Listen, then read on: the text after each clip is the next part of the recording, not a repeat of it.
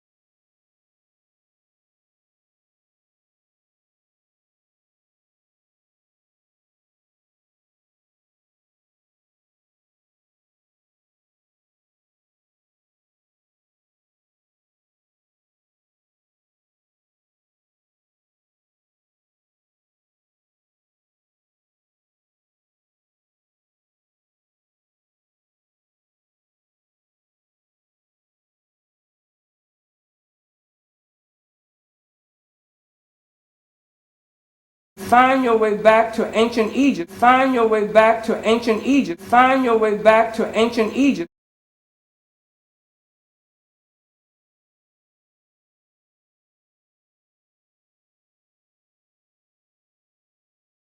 The Christians took the whole Christian Bible, the Old Testament and the New Testament, out of the Egyptian Book of the Dead. So that if you want to go to the source, don't go to King James. Go to ancient Egypt, and you've got a Bible that's 10,000 years older than anything that these Christians have. You have students going through college, graduating with a degree, and then they can't even write their own name. I began to study the history of Africa, particularly the history of Ethiopia and Egypt. You go back and study the ancient history of Egypt, and especially the religion of ancient Egypt, and they had a Bible. I have a good English translation of it in 3 volumes in one, called the Theban Recension of the Book of the Dead.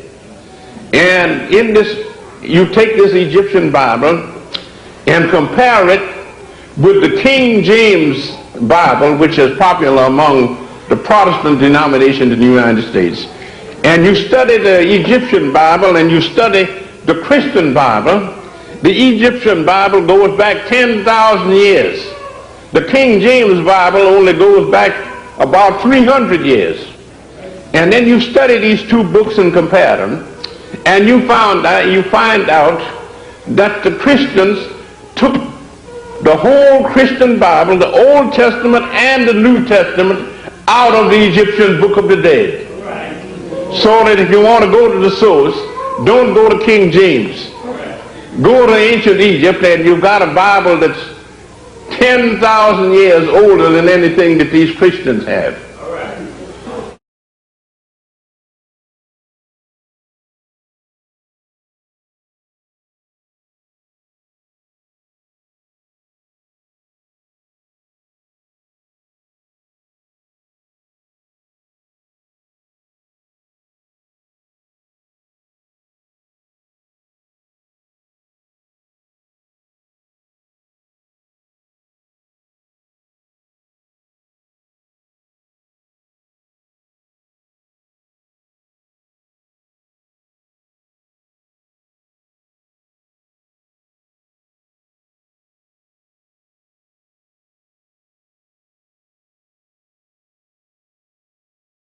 The pyramid texts. the earliest religious transcripts in the world. The hope of the soul to be resurrected again.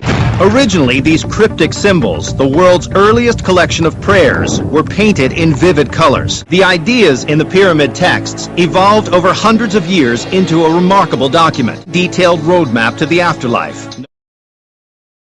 I believe the religion is just one tree, and we have many branches, Exactly. Islam, Christianity, Jewish, so it was the main tree. So we're looking at the roots right But here we are in the roots. Instructions to heaven remain in perfect condition. These ancient carvings are the oldest known form of religious writing. The Greek myths, the Bible, the Quran, all began here. You're really looking at the history of writing here as well. Yes. That's the earliest form of human writing. Yes. His resurrection was crucial. German archaeologist Gunther Dreyer. Here at Abydos, for the first time, we see the idea of resurrection. They had an idea already developed of physical resurrection, which became so important in Christianity much later.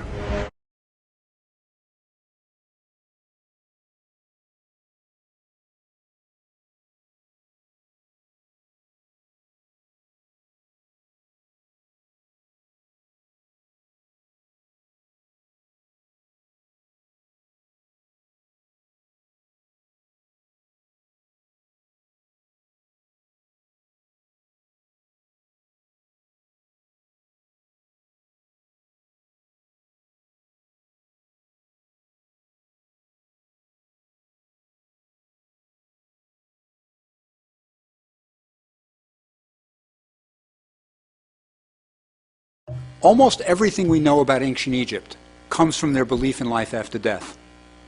It may surprise you. You've all seen temples, you've all seen the tombs. We don't have cities. The ancient Egyptian cities weren't meant to last forever.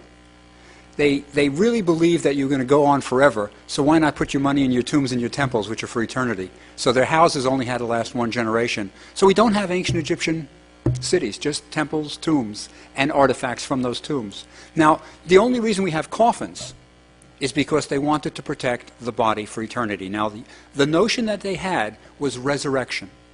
The Egyptians believed not in reincarnation, as some New Agers say, but in resurrection. They believed that the body was literally going to get up and go again in the next world, and that's why you had to preserve it.